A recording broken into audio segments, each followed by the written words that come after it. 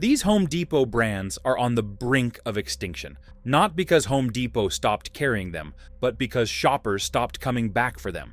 And that's important, because some of these brands were actually solid not that long ago. They were affordable, dependable, and easy to recommend. Then quality slipped, complaints stacked up, and repeat buyers disappeared. Today, these brands sit on shelves longer, get discounted faster, and carry less trust. In this video, I'm counting down 8 Home Depot brands that shoppers are no longer buying again.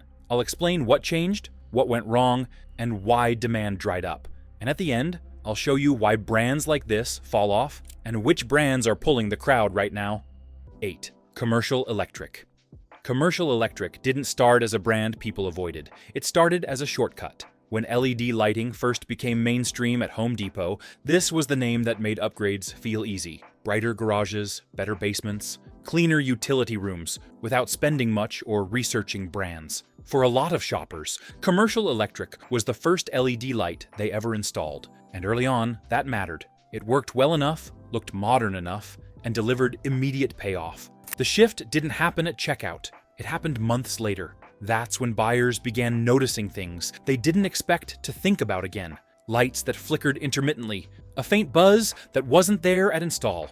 And then, the bigger issue, failure. Not years down the line, but early enough to feel like a mistake. Because many commercial electric fixtures are sealed units, there's no simple fix. When something goes wrong, the entire fixture becomes trash. That changes the relationship buyers have with the brand. Lighting isn't supposed to be disposable. Once people realize they're planning replacements, instead of expecting longevity, trust drops. Fast. Electricians quietly stop suggesting it. DIY shoppers stop experimenting with it in visible areas. The brand doesn't get abandoned outright. It gets downgraded. Utility spaces only. Temporary installs. Places where failure won't annoy anyone too much. What really hurt Commercial Electric was predictability. Or rather, the lack of it. Some units held up fine, others didn't. That inconsistency is worse than uniformly low quality because it forces buyers to gamble. And most shoppers don't want to gamble on something that gets wired into their home. Once that doubt sets in, price stops being persuasive. Even when the shelf is full and the cost is low, hesitation creeps in. That hesitation is what puts a brand on the slow path out. Commercial Electric still exists, still sells, still occupies space, but it no longer pulls people toward it. It waits. And when a brand becomes something shoppers approach cautiously instead of confidently, demand dries up quietly. That pattern becomes even more obvious when you move from indoor lighting, where failure is annoying, to products meant to protect a home from the outside, where failure changes how safe something feels. 7. Defiant. Defiant earned its early popularity by making security feel approachable. Motion lights, entry locks, and outdoor fixtures that promised protection without premium pricing appealed to homeowners who wanted peace of mind without turning the purchase into a major decision. For a long time, that balance worked. Defiant products looked solid on the shelf, installed easily, and seemed to do the job well enough that buyers didn't question them. The problem is that security products don't benefit from goodwill. They either perform consistently or they undermine confidence. Over time, buyers began noticing issues that went beyond inconvenience. Motion sensors stopped detecting movement reliably. Lights triggered randomly, or not at all. Moisture showed up inside fixtures that were supposed to be sealed. These failures didn't just frustrate people, they made them second-guess whether the product was protecting anything at all. Once that doubt appears, behavior shifts quickly. Homeowners stop installing Defiant at main entrances. It gets pushed to side yards, back alleys, or secondary doors. Locks become backups instead of primary security. That downgrade is subtle but devastating. The brand isn't rejected outright. It's repositioned in the buyer's mind as acceptable where it doesn't really matter. What really accelerates Defiant's decline is exposure. Outdoor products face weather, temperature swings, and constant use. Weaknesses show up faster and more visibly than in indoor categories. And because these products are tied to safety, tolerance is low. Buyers don't wait for repeated failures before changing brands. They move on after the first serious doubt. Over time, Defiant lost the one thing that made it valuable: trust in its core purpose. The price stayed competitive. The packaging stayed familiar, But the mental equation changed. Shoppers no longer felt secure choosing it, and that hesitation pushed them toward alternatives that promised fewer surprises. That erosion of confidence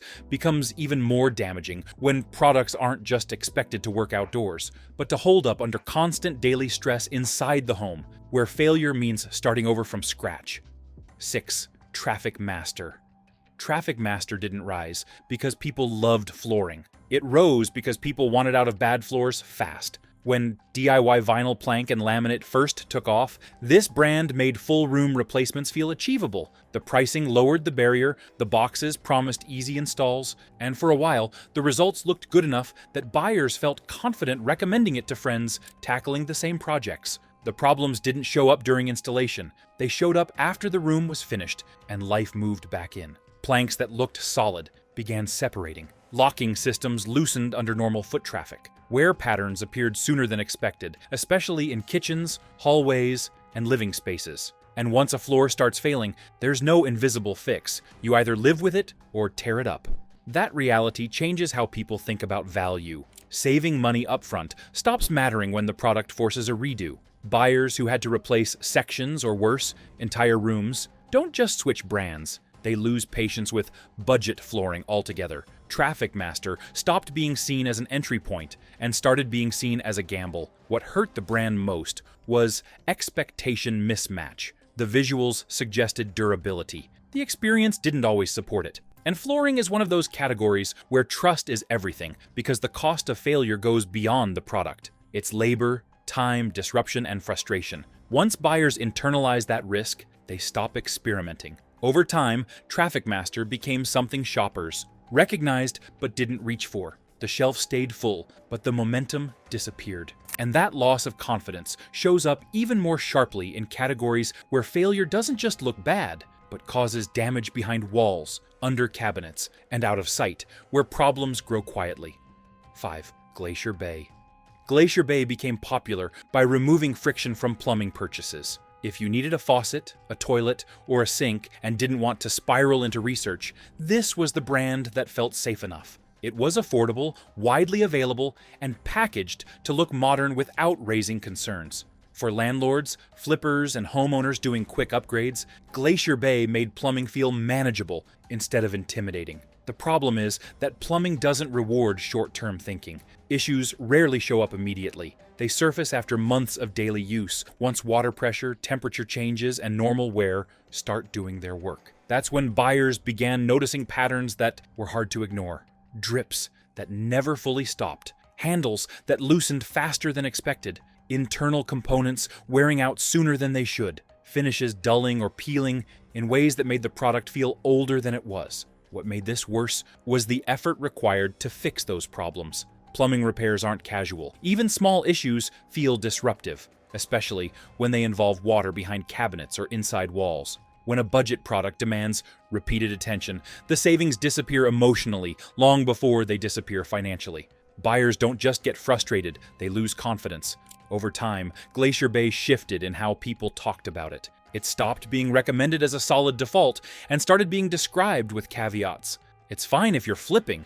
It's okay if it's temporary. That language matters. Once a brand becomes conditional, it stops being trusted for permanent installs. And in plumbing, permanence is the whole point. That's why Glacier Bay didn't collapse, it faded. The shelves stayed stocked. The name stayed familiar. But buyers who had one mediocre experience rarely chose it again. And when people stop coming back on their second plumbing project, momentum dies quietly. That same quiet loss of confidence becomes even more noticeable in brands that don't fail dramatically, but slowly lose preference, simply because shoppers stop choosing them on purpose. 4. Everbilt. Everbilt didn't grow because people trusted it deeply. It grew because it was convenient. Valves, fasteners, brackets, shelving parts, plumbing accessories. Everbilt showed up everywhere. A small problem needed a quick solution. For years, that ubiquity worked. If you were already standing in the aisle and needed to finish a project, Everbilt felt like the path of least resistance. The issue is that convenience only carries a brand so far. Over time, buyers began noticing that the experience wasn't consistent. One part would feel solid and perform as expected, Another, nearly identical item would feel lighter, softer, or less precise. Threads didn't always bite cleanly, valves felt rougher to turn. Plastic components flexed in ways that made people pause. None of these moments were dramatic failures, but they were noticeable, and that's what matters. When inconsistency creeps in, buying behavior changes subtly. Shoppers stop grabbing automatically. They start checking packaging more closely, comparing weight, or walking a few extra feet to see if there's another option. That hesitation breaks the habit loop that keeps a house brand alive. Everbilt stopped being a reflex purchase and became a conditional one. What hurt the brand most is that it never gave buyers a reason to come back on purpose. It wasn't aspirational. It wasn't known for durability. It was just there.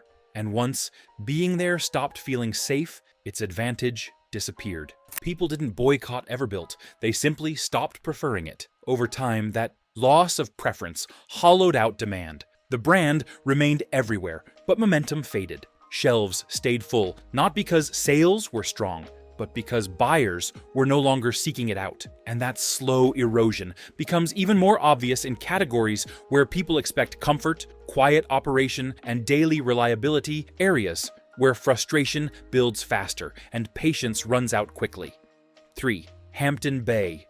Hampton Bay was once one of Home Depot's most recognizable house brands because it felt dependable without feeling cheap. Ceiling fans, light fixtures, patio furniture, these were products people interacted with every day. And for a long time, Hampton Bay delivered a balance that worked. The designs were familiar, the pricing felt reasonable, and buyers didn't feel like they were taking a risk, bringing it into visible parts of their homes. What changed wasn't style, it was longevity. Over time, buyers began noticing that fans developed hums or rattles that weren't there at installation. Remote controls lost reliability. Light kits aged unevenly. Outdoor furniture looked worn sooner than expected, even with normal use. None of these issues were dramatic enough to cause immediate backlash, but they were frequent enough to change expectations. That frequency matters because Hampton Bay lives in high-contact spaces. Ceiling fans run daily. Patio furniture faces weather and constant use. When problems show up in products that are part of everyday comfort, frustration builds quickly. People don't just notice the issue, they feel it, and once that happens, tolerance disappears faster than it does with products you rarely think about. The more damaging shift was psychological. Hampton Bay stopped being something people felt confident recommending, not because it failed catastrophically, but because it no longer felt predictable. Buyers began budgeting mentally for replacement instead of assuming longevity. And when people plan for replacement before installation, they start shopping differently. That change in mindset is what pushed Hampton Bay out of its former position. It didn't collapse, it lost identity. What used to represent safe middle ground became fine if expectations are low. And once a comfort-focused brand reaches that stage, it becomes vulnerable, especially when buyers are deciding between looks, noise, and long-term reliability. That same loss of confidence becomes even more pronounced when a brand tries to position itself as premium in appearance, but can't consistently deliver the experience to match. 2. Home Decorators Collection. Home Decorators Collection was designed to feel like an upgrade. This was Home Depot signaling that this brand stood above the usual house brand expectations, cleaner designs, more polished finishes, and furniture that looked closer to showroom quality than warehouse stock. Early on, that positioning worked. Buyers saw it as a shortcut to style without stepping into true premium pricing. Where the brand started losing ground was in the ownership experience. The visual promise was strong, but the follow-through often wasn't. Assembly issues became common. Materials felt lighter than expected. Hardware and structural parts didn't always align with the price point. And when people pay extra for design, their tolerance for those issues drops fast. That mismatch changed how shoppers thought about the brand. Instead of feeling like a smart upgrade, Home Decorators Collection started feeling uncertain, too expensive to forgive problems, but not premium enough to inspire loyalty. Buyers slowed down, read more reviews, and hesitated in ways they hadn't before. Quick pause. If this kind of breakdown helps you avoid regret purchases, like the video and subscribe. This channel is about saving you money and frustration, not selling hype. Because here's the key shift. People didn't turn against Home Decorators Collection loudly. They just stopped recommending it. And For a style-driven brand, that silence is devastating. Momentum fades, returns increase, and shelf presence starts replacing reputation. That loss of confidence sets the stage for the #1 brand on this list, a brand that didn't lose trust in one category or one product line, but across almost everything it touched. 1. HDX.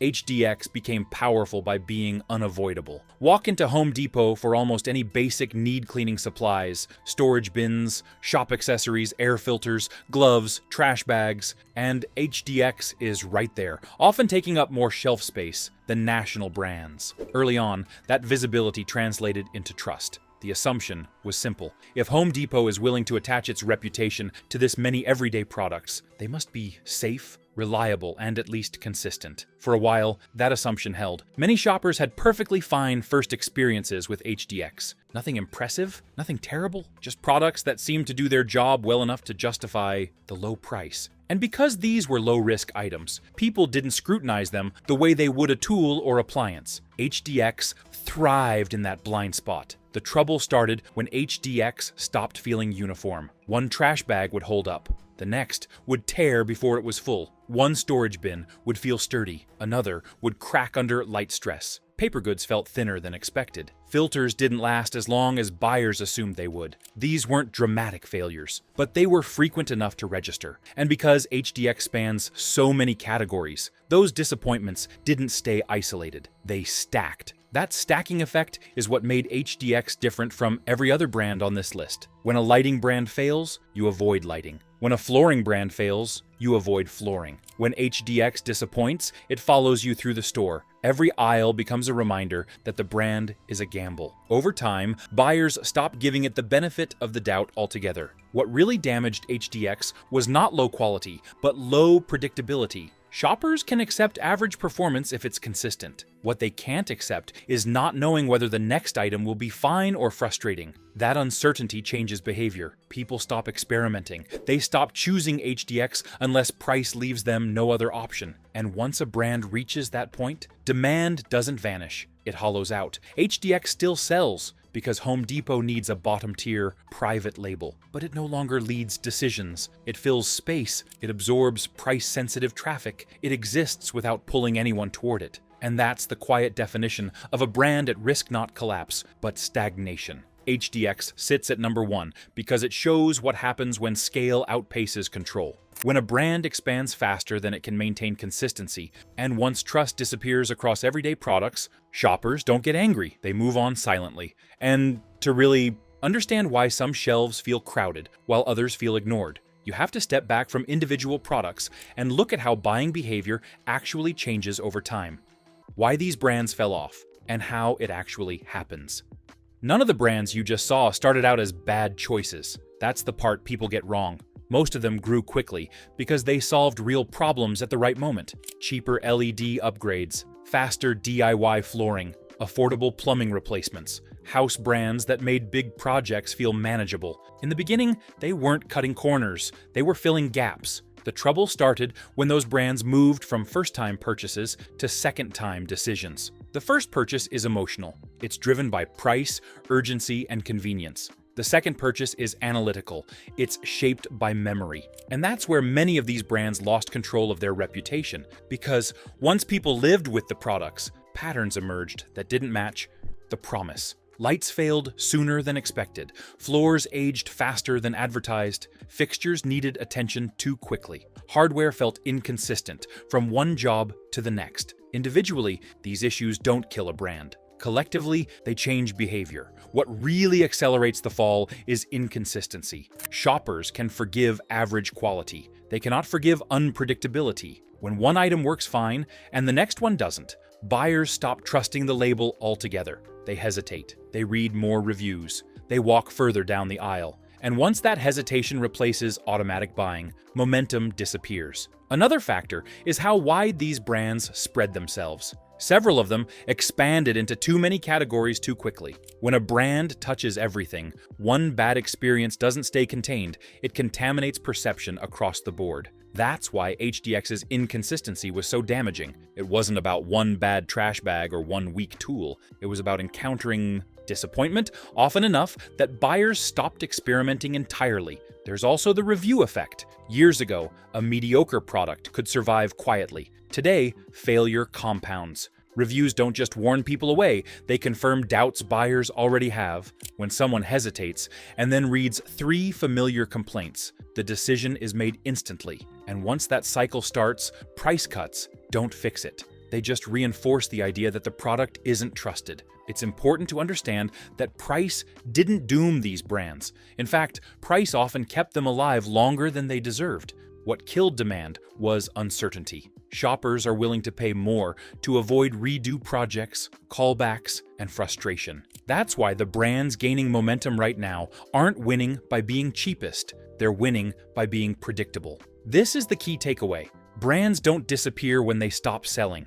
They disappear when people stop choosing them intentionally. They remain on shelves, fully stocked, familiar but no longer preferred. And once a brand reaches that stage, recovery is rare. That silent exit is the same force that pushed other brand onto the edge to be better.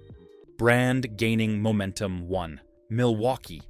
Milwaukee is pulling the crowd right now because it changed how people think about buying tools at Home Depot. It's no longer treated as a single purchase decision, it's treated as a commitment. Buyers don't walk up to Milwaukee asking whether it's good enough. They walk up deciding which tool fits into the system they already trust. That shift alone separates it from most brands on the floor. What built that trust wasn't marketing, it was repeat experience. Milwaukee tools tend to survive the first job, then the second, then the third. Batteries last longer than expected. Power stays consistent. Tools feel designed to be used hard, not babied. Contractors rely on that durability because downtime costs money. DIY buyers rely on it because they don't want to rebuy tools they thought would last. When both groups come to the same conclusion independently, momentum forms fast. Another reason Milwaukee keeps shelves busy is clarity.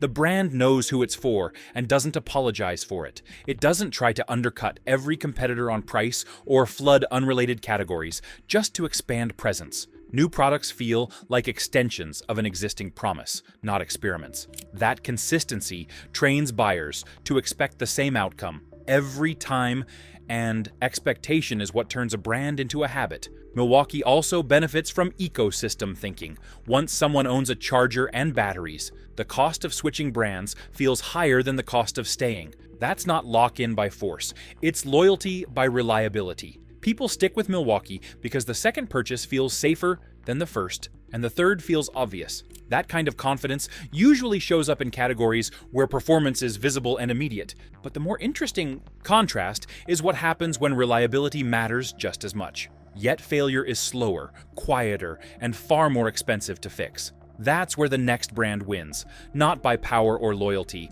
but by removing anxiety from one of the most stressful purchases in the store. Brand gaining momentum 2. Lifeproof.